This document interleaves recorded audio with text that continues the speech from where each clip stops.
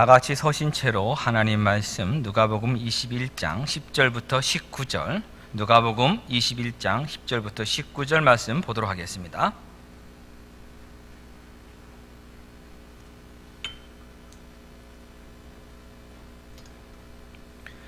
또 이르시되 민족이 민족을, 나라가 나라를 대적하여 일어나겠고 곳곳에 큰 지진과 기근과 전염병이 있겠고 또 무서운 일과 하늘로부터 큰 징조들이 있으리라.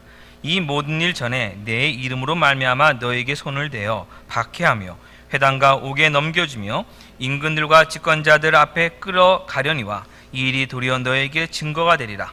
그러므로 너희는 변명할 것을 미리 궁리하지 않도록 명심하라. 내가 너희의 모든 대적이 능히 대항하거나 변박할 수 없는 구변과 지혜를 너희에게 주리라. 심지어 부모와 형제와 친척과 벗이 너희를 넘겨주어 너희 중에 며칠 죽이게 하겠고 또 너희가 내 이름으로 말미암아 모든 사람에게 미움을 받을 것이나 너희 머리털 하나도 상하지 아니하리라. 너희의 인내로 너희 영혼을 얻으리라. 아멘. 착수해 주시기 바랍니다. 만약 몇 달 전에 우리 한국인들에게, 한국 사람들에게 알파고를 아세요라고 아마 이렇게 질문했으면 아마 이런 답 나왔을 거예요. 무슨 알파 고등학교를 얘기하는 겁니까? 아마 이런 식으로 말을 했을 것 같습니다. 근데 지금은요, 그 몇 달 사이에 지금은 인공지능을 대표하는 그런 이름이 되었습니다. 이 알파고 개발을 진행하는 기업이 구글입니다. 근데 이 구글이라는 회사의 비공식적인 목표가 무엇인가 하면 악하지 말자, 악하게 되지 말자, 이것이 그들의 목표입니다. 이제는 그 회사가 그 목표를 잊지 않고 기술을 개발하기를 바랄 수밖에 없는 상황이 되었습니다. 알파고의 능력이 우리 예상보다 너무 뛰어나다 보니 인공지능의 발전에 대해서 많은 사람들이 관심을 가지게 되었고 그 기술로 인해서 우리 인류가 살아가는 삶의 모습에 대변화가 일어날 것이라는 이야기가 계속 나오고 있습니다. 심지어 가장 먼저 사라질 직업들에 관한 예측 뉴스 기사도 나왔습니다. 근데 이 뉴스 기사를 잠시 보는데 그 뉴스 기사에 달린 댓글들을 좀 읽게 되었습니다. 그 댓글 중에 하나가 무엇냐면 판사와 정치인도 인공지능이었으면 좋겠다. 알파고가 판사 역할을 대신했으면 좋겠다. 이런 댓글이 있었고 많은 사람들이 좋아요를 이렇게 눌렀습니다. 한국의 슬픈 자화상이 담긴 자조적인 댓글입니다만 실제로 미래학자들은 인공지능 컴퓨터가 발달하게 되면 판사, 변호사 같은 법률인들의 미래가 밝지 않다라고 말합니다. 왜냐하면 컴퓨터가 법과 판례를 더 정확하고 빠르게 찾을 수 있기 때문입니다. 저는 이 뉴스 기사와 댓글을 보면서 선악을 알게 하는 능력이 왜 하나님께만 있어야 했는지를 비롯한 여러 생각들을 잠시 해보게 되었습니다. 판사가 인공지능이었으면 좋겠다는 댓글 속에는 정말 우리 사람들이 나름대로 선이 무엇인지, 악이 무엇인지, 무엇이 죄고 무엇이 죄가 아닌지를 판단하지만 그 판단하는 것 자체가 불완전하다는 것을 인정하는 겸손이 그 안에 또한 들어가 있기 때문에 나쁘지만은 않다는 생각도 들었습니다. 한편으로는 과연 인공지능 컴퓨터에게 선과 악을 판단하는 능력을 부여해야 하는가와 우리가 아직은 공상과학 소설이나 영화 속에서만 나오는 어떤 인공지능 컴퓨터가 또 다른 인공지능 기계를 만들어낼 수 있을까 하는 그런 궁금점도 들었습니다. 사실 복잡한 기계를 발명하는 능력은 사람에게만 주어진 능력입니다. 동물들이 도구를 이용해서 먹이를 잡기도 하고 집을 짓기도 합니다만 사람처럼 기계를 발명하지는 못합니다. 동물과 사람은 분명히 다릅니다. 이 동물과 사람의 차이를 가장 잘 설명해 주는 것이 성경입니다. 창세기를 보면 창조주 하나님께서 하나님의 형상대로 사람을 직접 만드셨습니다. 창조주의 형상대로 지음받았기 때문에 발명의 능력이 사람에게만 있는 것입니다. 짐승들은, 동물들은 하나님의 형상대로 지음받지를 못했습니다. 그렇기 때문에 무엇인가를 만들어내는 정말 창조의 능력이 버금가는 그런 것을 가지고 있지 못하는 것입니다. 이렇게 보면 인공지능 기술의 어떤 능력이 가시화된 눈에 보이는 이 시기는 사람의 사람됨, 인간의 인간다움, 기계가 가지지 못하는 그 사람만의 인격과 품격에 대해서 깊이 생각해 볼 수 있는 기회이고, 창조주 하나님의 하나님 되심을 더욱 깊이 알아가는 복된 시간입니다. 무엇보다도 이런 기술의 발달을 보면서 인류 종말의 시기가 가까웠다는 이야기가 많이 나오고 있습니다. 이런 시점에 인류의 종말을, 이 세상의 종말을 과학기술의 발전이라는 시각이 아니라 사람과 온 세상 만물을 만드신 창조주 하나님의 관점에서 바라볼 수 있게 해주는 오늘 본문을 살펴보게 되어서 매우 기쁩니다. 누가복음 21장은 예루살렘과 성전의 멸망과 또한 예수님 다시 오시는 이 세상의 종말에 관한 말씀입니다. 21장 26절을 보면 마지막 때에 사람들이 세상에 임할 일을 생각하고 무서워함으로 기절할 것이다 라고 성경이 말씀합니다. 세상에 임할 일, 미래에 일어날 일입니다. 그 일이 무엇인지 정말 엄청난 일이기 때문에 우리는 두렵고 무서워할 수밖에 없습니다. 근데 두렵고 무서워하는데 그 다음 구절이 뭐냐면 기절한다는 겁니다. 기절이라고 하는 것은 무엇을 말하냐면 소망이 없다는 것입니다. 내가 그것을 해결할 능력이 없는 겁니다. 미래에 그 닥칠 일을 피할 수도 없고 해결할 능력이 없기 때문에 그냥 기절하고 있는 것입니다. 소망이 없는 모습입니다. 그런데 그때는 또 역설적으로 어떤 때인가 하면 27절 말씀과 같이 예수님의 큰 영광이 드러날 때입니다. 세상에 임할 일을 두려워하고 무서워하며 우리는 기절하는데 그때는 오히려 예수님의 영광이 나타날 때이고, 28절 말씀처럼 예수 그리스도를 믿어 하나님의 자녀가 된 성도들에게는 속량의 날, 구속의 날, 구원의 날입니다. 그래서 26절부터 28절을 함께 이해하면 우리가 알지 못하는 아니면 엄청난 그 이런 일들, 세상에 임할 일들은 모두가 이미 하나님의 주권 아래에서 이루어진 일이고, 하나님께서 이런 엄청난 심판과 재난이 우리에게 임할 거라고 말씀하심을 통해서 하나님께서 역사를 주관하고 계심을 우리에게 보여주는 것입니다. 하나님께서 창조하시고 붙드시고 계신 이 세상의 역사가 모두 하나님의 선하심과 온전하심 아래서 진행되고 있으므로 너 하나님의 자녀들아, 너희들아 두려워하지 말고 아무 일도 하지 못하는 기절한 상태로 있지 말아라는 뜻이 26절부터 28절까지의 말씀입니다. 하나님께서 우리를 책임져 주시고 하나님께서 구원하실 것을 믿고 일어나 머리를 들고 하나님을 생각하며 사는 것, 그것이 이 마지막 때를 살아가는 성도의 자세입니다. 그런데 미래에 하나님께서 닥치는 여러 가지 우리에게 일어날 그 일들에서 우리를 구원해 주신다는 것, 그 문제는 지금 당장의 문제가 아니라 미래의 문제이기 때문에 잠시 옆으로 미뤄둔다고 하더라도 현재 나의 삶을 보면, 현재 이 세상을 보면 정말 하나님이 구원하고 계시는가, 하나님이 정말 계신가 하는 의문이 들 때가 있습니다. 세상 살아가는 뉴스를 보면 알파고에 대한 뉴스만 나온 것이 아니라 7살짜리 아이가 갑자기 정말 그 학대 속에 죽는 일도 막 뉴스 속에 나옵니다. 그런 뉴스를 볼 때마다 하나님이 정말 계시다면 어떻게 이런 악함을 두고 보시고만 계신가, 그것을 우리는 생각이 날 수밖에 없습니다. 여러분은 어떠십니까? 저도 학창시절을 돌이켜보면 하나님을 믿는다고 말하고 찬양도 있습니다. 창조주 하나님께 영광을, 그 행사 완전 의로우시도다. 굉장히 신나는 찬양입니다. 아주 손뼉치면서 그 찬양을 부르면서도 실제로는 하나님 어떻게 이렇게 많은 악들을 가만히 두고 보십니까? 이 세상에 불의함이 이렇게 많은데 어떻게 공의와 정의 하나님께서 그것을 가만히 지금 두고만 계십니까? 라는 질문을 했었습니다.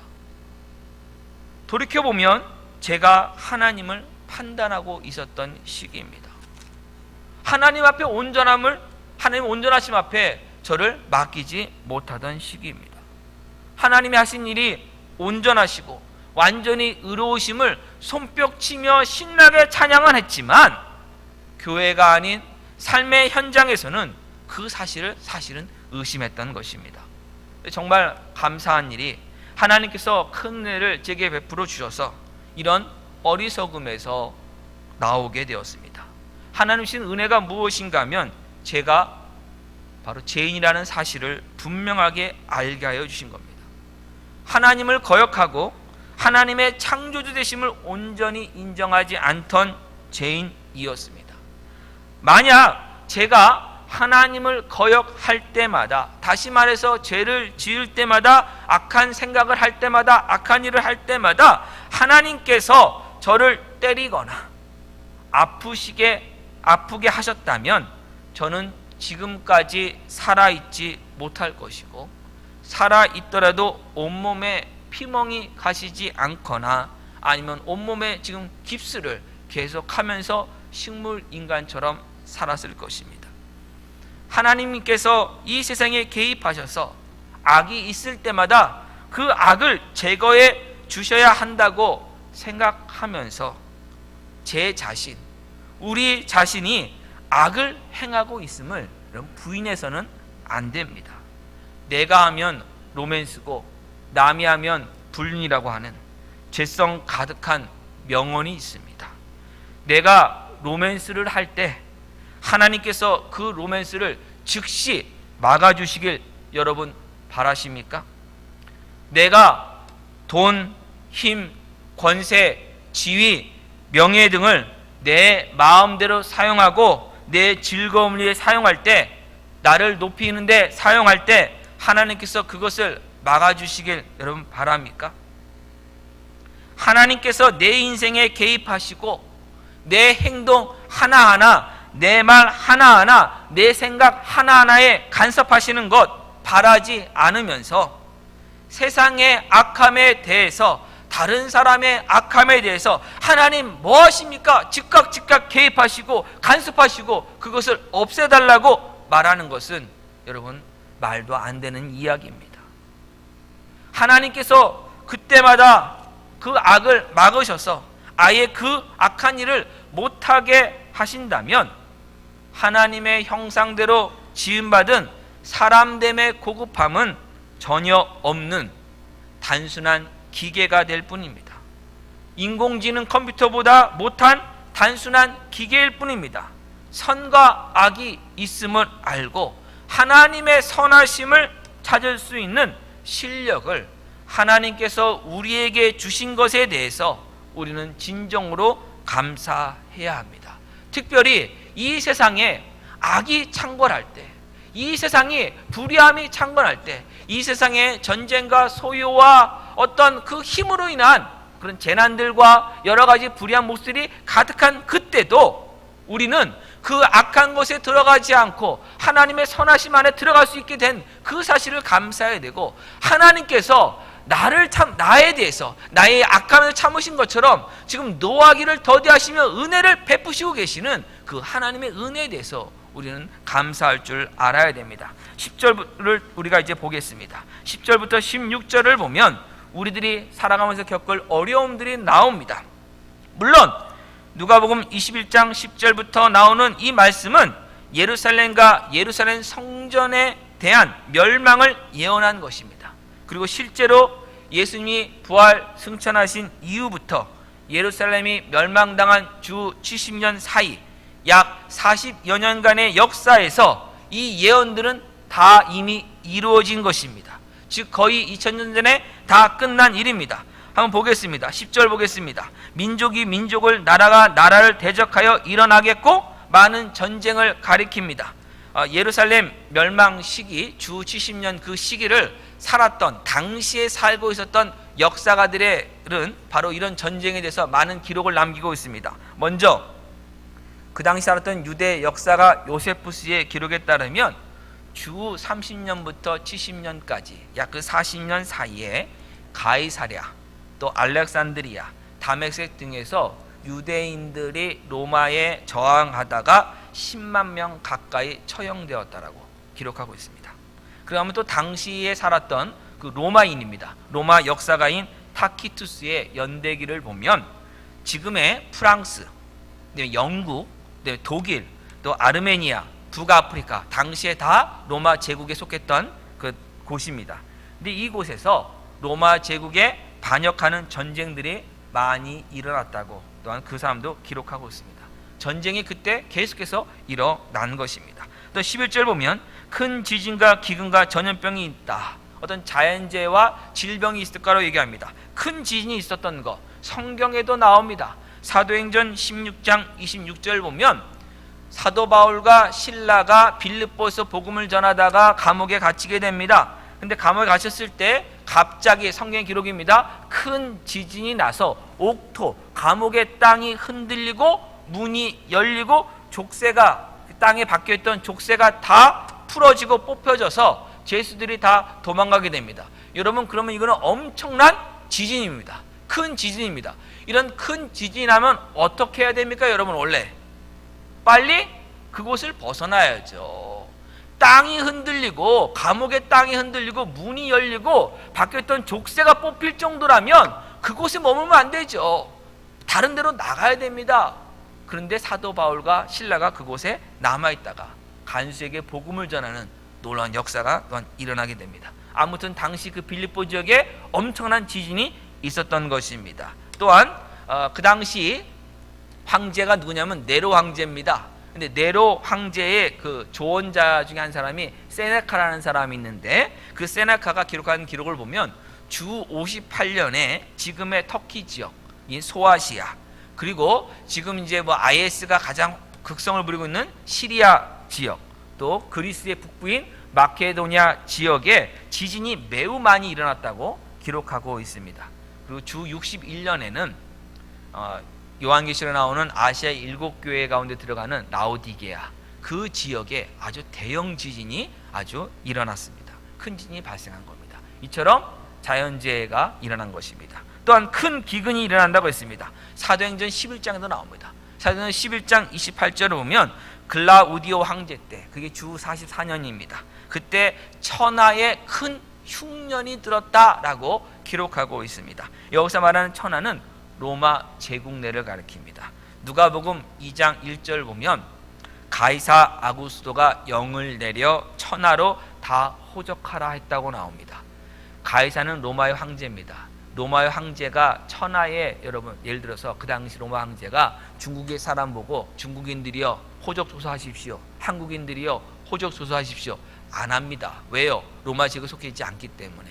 그럼 당시에 말하고 있는 천하, 성경에 말하는 천하는 1차적으로 로마 지금 제국을 가리킵니다. 그래서 마태복음 24장 6절과 14절이 누가복음 오늘 본문 말씀의 병행 본문인데 그것의 6절이 전쟁에 관한 말씀이고 7절이 자연재해에 관한 말씀입니다. 똑같은 말씀입니다. 근데 14절에 이런 말씀이 있습니다. 이 천국 복음이 모든 민족에게 증언되기 위하여 온 세상에 전파되리니 그제야 끝이 오리라. 이걸 가지고 우리가 하는 게 뭐냐면 천국 복음이 온 세상에 다 들어가서 모든 민족이 알게 되면, 복음을 듣게 되면 그때 예수님 오신다. 성경 번역도 그렇게 열심히 하고 예수님의 복음이 들어가지 않은 곳에 해외 선교를 지금도 계속 가고 있는 근거 말씀을 사용하고 있는데 1차적으로 여기도 마찬가지입니다. 거기서 말하는 온 세상은 뭐냐면 로마 제국입니다. 로마 제국 전체에 복음이 들어가면 그제서야 끝이 오리라. 그 끝이 무엇입니까? 예루살렘의 멸망입니다. 1차적인 예수님의 멸망입니다. 자, 그 다음에 나온 건 뭐냐면 또 하늘로부터의 큰 징조입니다. 그럼 하늘로부터 큰 징조는 무엇입니까? 10에 나오는 주 66년에 여러분 아마 들어보셨을 겁니다. 헨리 해성이라고. 80년대인가 헨리 해성이 오면은 그것 때문에 지구에 큰 변혁이 일어난다고 이런 뉴스가 많이 나왔었습니다. 네로 황제 시대인데 60년에 헨리 해성이 지구에 가깝게 오게 됩니다. 이것에 대해서 2004년도 영국의 천문학회지에 아주 재미난 그 소논문이 하나 올라왔습니다. 학회지에 뭐라고 하냐면 동방 박사들이 그 따라온 별, 동방박사들을 인도한 별과 지금 네로 황제 때 주 66년에 그때 나타난 헨리 해성과의 연관 관계에 관하여 하는 논문입니다. 재밌죠, 여러분? 안 재밌습니까? 그게 영국 천문학회지에 실린 논문입니다. 아무튼 66년에 유대인들이 어떤 일이 벌어지냐면 그 헨리 해성이 왔을 그 해에 유대인들이 로마 제국의 그 세금 납부에 대해서 항의를 하며 저항 운동을 합니다. 반란을 일으켜갖고 로마 제국에서 군대를 동원해서 일단 진압을 합니다. 그럼 진압은 끝난 줄 알았는데 그 다음에 1년이 지나서 67년에 전면전이 벌어져서 로마 군대가 갈릴리 지역을 침공하게 되고 완전히 유대인들과 바로 로마 제국과의 3년간의 전쟁이 그때 벌어지게 되고 그 3년 전쟁의 결과가 어떻게 되냐, 20절 같이 너희가 예루살렘의 군대들에게 에워싸이는 것을 보거든 그 멸망이 가까운 줄로 알아. 네, 3년 동안 전쟁을 벌이게 되면서 약 100만 명의 유대인들이 로마 군인들에 의해서 죽게 되고 10만 명 이상이 노예로 끌려가게 됩니다. 엄청난 일이 그때 벌어지게 된 것입니다. 근데 이런 모든 일이 있기 전에 12절 뭐가 있느냐? 그리스도인들에 대한 박해가 먼저 옵니다. 그리스도인들에 대한 박해는 사도행전뿐만 아니라 당시의 그 로마 역사에 남는 기록에도 많이 남아 있습니다. 그렇기에 여기 있는 말씀들은 1차적으로 주 70년 예루살렘과 예루살렘 멸망의 때 이미 다 이루어진 사실입니다. 예수님이 다시 오실 정말 재림의 시기를 예언하는 말씀이 아닙니다. 실제로 예수님이 다시 오실 때 이 땅의 모습이 뭐라 그랬습니까? 노아의 홍수 때와 같다고 그랬습니다. 노아의 홍수 때 어땠습니까? 사람들이 종말이 올 걸, 홍수가 올 것을 알고 준비한 삶이 아니라 홍수는 생각지도 못하고 심판은 생각지도 못하고 먹고 마시고 장가가고 시집가던 시기입니다. 또한요, 마태복음 24장을 보면 그 말씀 다음에 무엇이냐면 두 사람이 밭에서 밭일을 하다가 한 사람은 데려가 한 사람 남습니다. 두 여자가 집에서 맷돌질을 하고 있습니다. 한 사람은 데려가 한 사람 남습니다. 여러분 한번 생각해 보세요. 전쟁이 엄청나게 지금 심하게 일어났고 자연재해가 막 엄청나게 왔는데 맷돌질 하는 거 쉽습니까? 여러분 맷돌 한번 해보셨습니까? 예. 시골 사는 분들은 콩 넣고 맷돌 다 해봅니다. 물 넣고 해야 됩니다. 약간 이렇게 할 때 보면요, 이게 쉽지 않아요. 보통 아닙니다. 밭 가는 거 쉽지 않아요. 농사를 어떻게 전쟁하는데 뭐냐면 언제 우리가 알지 못하는 평온한 시기에 오히려 오는 거예요. 예수님께서요. 그래서 깨어쓰라 말씀하신 겁니다. 그럼 여기서 말씀하고는 이런 전쟁이 납니다. 어떤 기근이 납니다. 자연재해가 나옵니다. 그렇기 때문에 종말이 가까웠습니다는 사실은 맞지 않습니다. 이 말씀은 예루살렘의 멸망의 때 이미 이루어진 것입니다. 그런데 이 말씀이 결국 종말로 이어지는 것은 또 사실입니다. 그래서 이 뒷부분에서는 이것이 예수님의 재림과 연결이 되게 됩니다. 그러면 왜 예루살렘과 예루살렘 성전의 멸망이 세상의 종말과 이렇게 연결되고 있는가? 궁금하지 않으십니까? 궁금하시면 다음 주일 빠지지 마시고 오십시오. 다음 주일에 예루살렘의 이 멸망과 세상의 종말이 어떻게 연결되는가를 말씀드리겠습니다.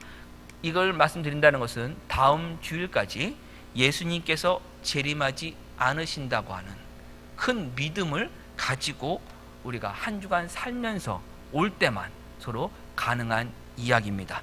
예수님이 다음 주까지 안 오신다는 것은 큰 믿음이라고 제가 말씀을 드렸습니다. 성경은 이럴 때 표현하는 말씀이 귀 있는 자는 들을지어다 입니다. 무슨 말씀인지는 생각해 보시길 바랍니다. 아무튼 전쟁, 자연재해보다 박해가 먼저 오는데 이런 일이 있은 다음에 이 박해가 먼저 오는 것, 그것이 무엇이 되느냐? 13절 도리어 너에게 증거가 되리라.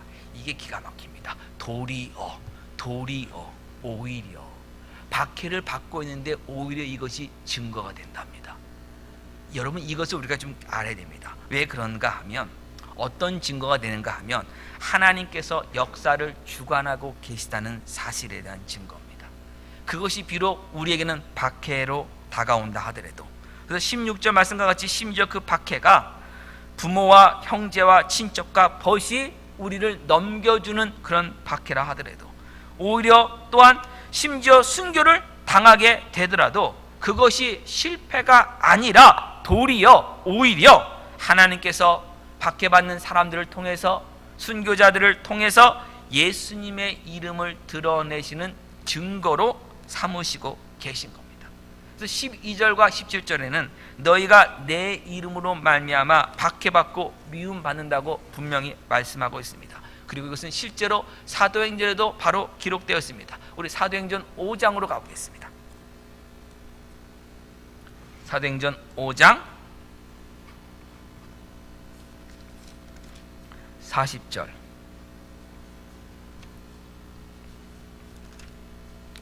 사도행전 5장 40절. 그들이, 대제사장들과 이런 유대인들입니다. 그들이 옳게 여겨 사도들을 불러들여 채찍질하며 예수의 이름으로 말하는 것을 금하고 노니 사도들은 그 이름을 위하여 능력받는 일에 합당한 자로 여기심을 기뻐하면서 공회 앞을 떠나니라. 그들이 날마다 성전에 있든지 집에 있든지 예수는 그리스도라고 가르치고 전도하기를 그치지 아니하니라. 사도들이 채찍질 당했고 능욕당했는데 기뻐했습니다. 여러분 한번 생각해 보십시오.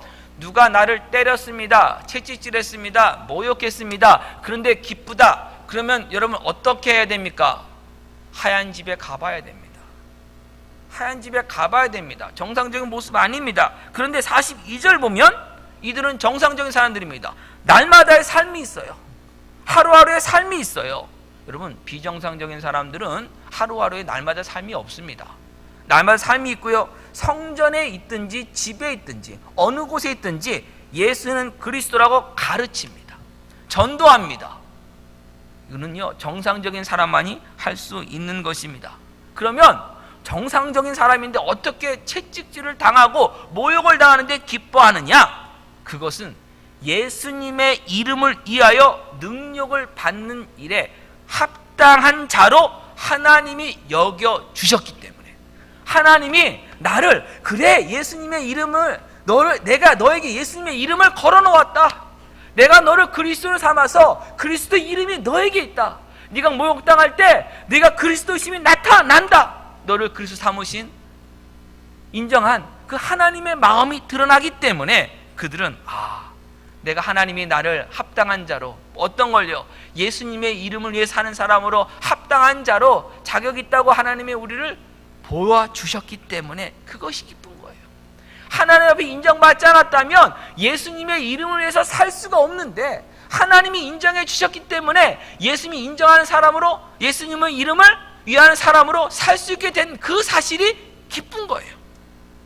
하나님 앞에 인정받은 것이 기뻐서 그들은 채찍질을 당하고 모욕을 당해도 기뻐하는 것입니다. 그리고 이 모습은요 예수님께서 이미 제자들에게 보여주신 겁니다. 그리고 그 모습을 보여주신 예수님께서 죽음을 이기시고 부활하셨고 승천하여 하셨습니다. 그것을 제자들이 지금 다 알아요. 사도들이 그것을 눈으로 보았습니다. 그리고 믿고 있습니다. 그렇기 때문에 십자가에서 자기들의 죄값을 짊어지고 죽으신 예수님이 3일에 부활하시고 승천하셔서 하나님 보좌 우편에 앉아 계신 그것을 그들이 알고 있기 때문에 그 예수 그리스도의 이름을 위하여 채찍질을 당하고 예수 그리스도의 그 이름을 위하여 사는 것 그 자체로 그것이 기쁜 거예요. 하나님 나에게 그거 살 수 있는 기회를 주신 것 자체가 기쁜 거예요. 사도들이 기뻐한 것입니다. 우리 히브리서 12장으로 한번 가보겠습니다. 예수님이 하신 일에 대해서 뭐라고 얘기하느냐? 히브리서 12장 2절.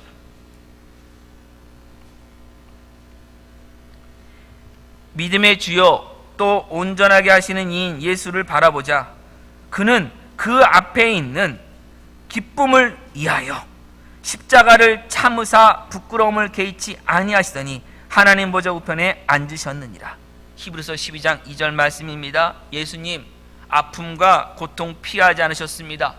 그것을 참으셨습니다. 그것을 견디셨습니다. 사람으로 오셔서 사람이 겪어야 되는 모든 고통과 아픔과 슬픔과 절망과 굴욕과 모욕을 십자가에서 이미 다 몸소 겪으셨습니다.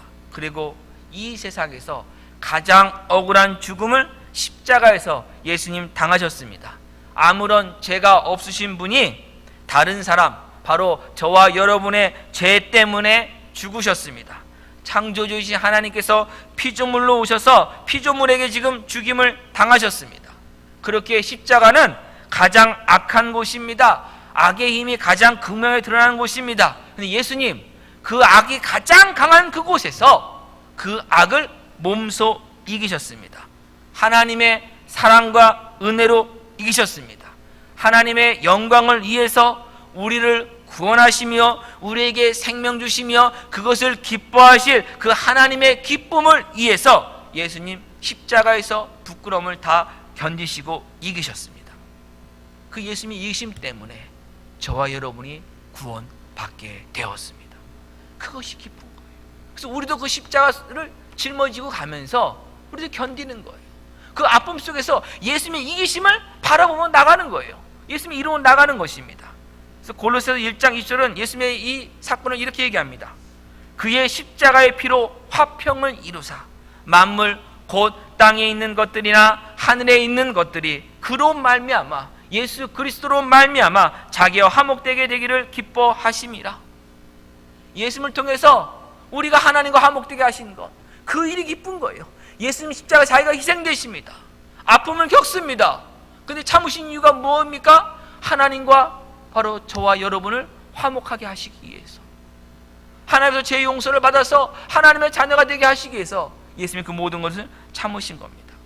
사도들이 그것을 기뻐하는 것입니다. 예수 그리스도의 그 이름 때문에 능력받는 것, 하나님께서 그들을 합당하게 인정해 주셨기 때문에, 여겨 주셨기 때문에 이루어진 이름을 알기 때문에 그들은 기뻐한 것입니다. 그리고 성경은 사도들만 기뻐한 것이 아니라 저와 여러분에게도 기뻐하라고 권면합니다.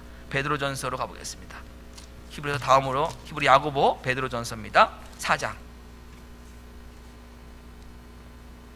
13절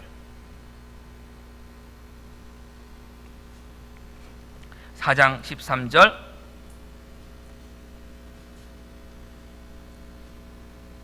14절 우리 함께 한 목소리로 함께 읽겠습니다. 시작. 오히려 너희가 그리스도의 고난에 참여하는 것으로 즐거워하라.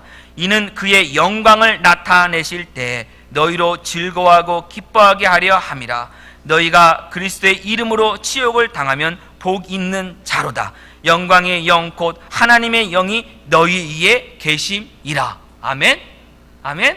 하나님의 영이 우리에게 있기 때문에 치욕당하는 거예요. 예수님의 이름으로. 그것이 없다면 치욕당하지 않는 겁니다. 그래서 오히려 예수님의 이름 때문에 능력받을 때 기뻐한 거예요. 하나님의 영광의 영이 나와 함께하고 있다는 것이 확인되고 있기 때문에. 그래서 고난에 참여하는 것을 오히려 즐거워하라고 기뻐합니다. 왜요? 예수님께서 영광으로 나타나실 그때에 얻을 그 즐거움을 바라보고 그 기쁨을 바라보고 지금을 견디라고 승리하라고 지금 권면하고 있는 것입니다. 하나님께서 저 여러분을 그 은혜 가운데로 부르셨기 때문에 우리는 이 고난 가운데서도 기뻐할 수 있는 사람이 된 겁니다. 그리고 무엇보다도 역사의 주관자이신 창조주 하나님, 영원하신 하나님께서 우리 영혼을 끝까지 책임져 주시기 때문에 우리는 기뻐해야 합니다. 누가복음 21장으로 돌아가서 17절 18절 말씀 보겠습니다. 또 너희가 내 이름으로 말미암아 모든 사람에게 미움을 받을 것이나 너희 머리털 하나도 상하지 아니하리라. 근데 이 말씀 볼 때 여러분 하나 기억하시면 뭐냐면 16절 말씀입니다. 16절 말씀의 뒷부분 보면 너희 중에 며칠 죽이게 하겠고 순교를 당한다는 것인데 18절 말씀은 너희 머리털 하나도 상하지 않는답니다. 그러면 이것을 우리가 뭐라고 부릅니까? 모순이라고 부릅니다. 근데 이것은 모순된 말씀이 아닙니다. 어떻게 이해해야 됩니까? 이것도 1차적으로는 예루살렘 성전의 멸망에 대한 예언 속에서 여러분 이해를 하셔야 됩니다.